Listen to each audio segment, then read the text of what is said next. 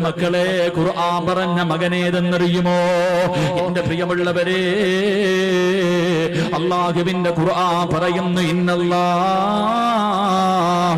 ഇസ്തഫാ ലി ആദമ വനൂഹ വആല ഇബ്രാഹീം. അല്ലാഹുവിന്റെ പരിശുദ്ധമായ ഖുർആൻ പറയുന്നു, ആദം നബി അലൈഹിസ്സലാമിനെ അല്ലാഹു തെരഞ്ഞെടുത്തു, നൂഹ് നബി അലൈഹിസ്സലാമിനെയും അല്ലാഹു തെരഞ്ഞെടുത്തു. എന്നിട്ട് അല്ലാഹു പറഞ്ഞു, വആല ഇബ്രാഹിം നബിയെ തെരഞ്ഞെടുത്തു എന്നല്ല പറഞ്ഞത്, ഇബ്രാഹിം നബിയുടെ കുടുംബത്തെ തെരഞ്ഞെടുത്തു എന്ന് പരിശുദ്ധമായ ഖുർആൻ പറയുകയാ. ഏത് കുടുംബമെന്നറിയുമോ? എന്റെ പ്രിയമുള്ളവരെ, ആരാണ് ഇബ്രാഹിം നബി എന്നറിയുമോ? ഇബ്രാഹിം നബിയുടെ ചരിത്രം ഈ മുസ്ലിമീങ്ങൾക്ക് മറക്കാൻ കഴിയില്ലല്ലോ.